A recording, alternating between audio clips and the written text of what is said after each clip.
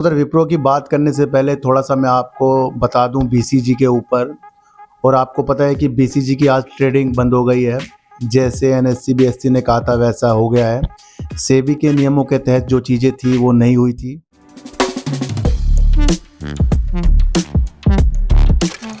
नमस्कार, आप देख रहे हैं डीप सर 6 और आज बात करेंगे विप्रो की सर।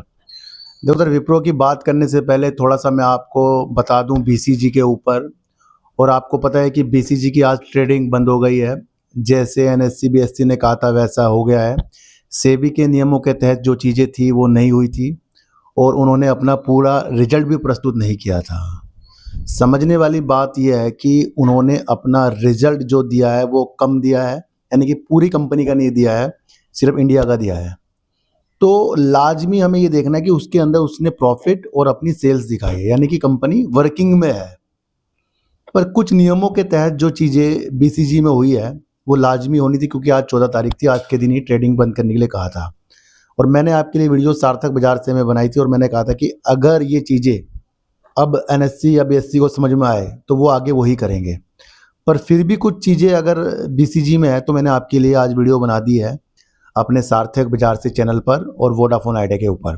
और आज की वीडियो बीसीजी पे ज़रूर देख लेना सार्थक बाज़ार से, में आपको कुछ चीज़ें अच्छी समझ में आएगी और आगे की दृष्टि हमारी अच्छी हो सकती है। देखो सर, ज़माना जितना तरक्की करता जाएगा उतनी टेक्नोलॉजी जो है देश के अंदर अच्छी विस्तार करती जाएगी।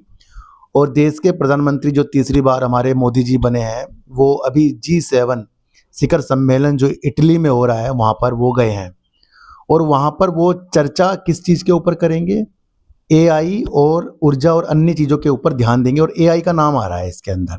तो टेक्नोलॉजी के ऊपर ज़्यादा से ज़्यादा हमारे देश के प्रधानमंत्री जी जो हैं विशेष तौर पर ध्यान दे रहे हैं।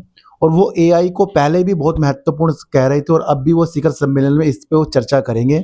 तो यहाँ से आपको एआई वाले जो शेयर हैं, जैसे इन्फीबीम हो गया, टेक महिंद्रा हो गया, इन्फोसिस हो गया, विप्रो हो गया, टीसीएस हो गया, तो इनके ऊपर विशेष तौर पर आपको ध्यान रखना चाहिए। फिलहाल चाहे गिरावट हो या कुछ और हो, हमें उस पर ध्यान नहीं देना है।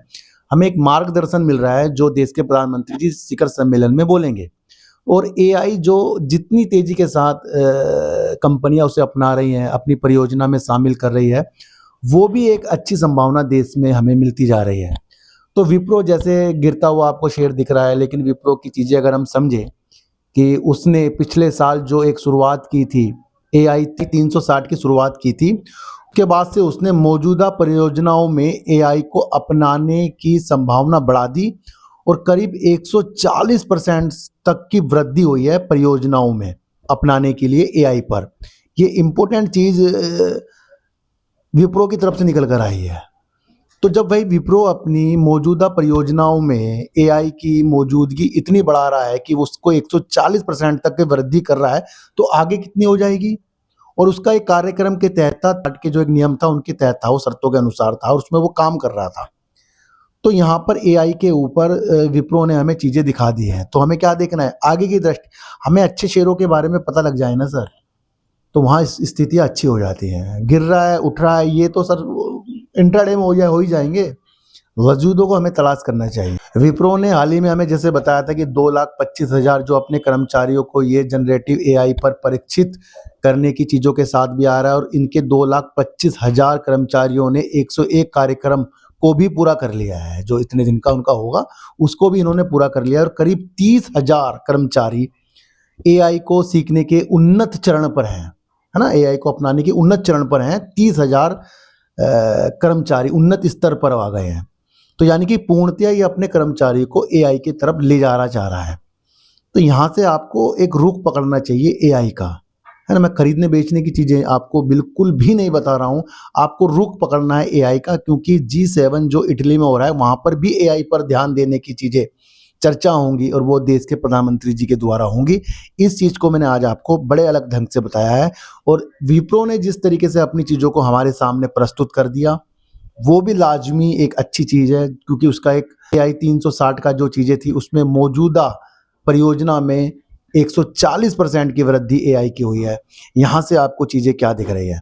मैं आपको एक्चुअल चीज़ें दिखाना, उसको समझाना, उसके ऊपर ध्यान केंद्रित करना, उस पर मेरा विचार रहता है। कभी भी किसी भी शेयरों को खरीदने बिकवाने की चीज़ों के साथ नहीं है। बीसीजी के अंदर एक्चुअल चीज़ों के साथ आपको मैंने बताया था, मेरा तो मंत्र है सर, 2 से 5% पेनी स्टॉक पर जाना।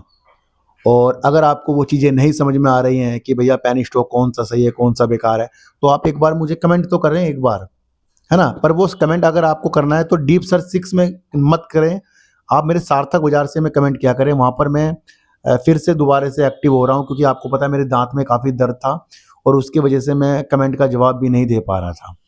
पर अब थोड़ा-सा मुझे रिलीफ़ मिल रहा है, तो मैं आपकी पूरी नॉलेज को बढ़ाने के लिए वर्क करूँगा। और अगर होता है ऐसा है कि अगर हमें कुछ चीज़ें नहीं दिखती, तो हमें किसी और से वो चीज़ें समझ लेनी चाहिए, करना अपने द्वारा चाहिए, है ना? अब मुझे भी कुछ चीज़ें समझ में नहीं आती, तो मैं किसी न किसी से पूछ ही लेता हूँ उसके बारे में। तो आपको अपना ध्यान केंद्रित एआई पर देना है, चाहे वो विप्रो हो, टीसीएस हो, इन्फीबीम हो, टेक महिंद्रा हो, इन्फोसिस हो, इन जैसी कंपनियों के अंदर वजूद अच्छे ही आएँगे।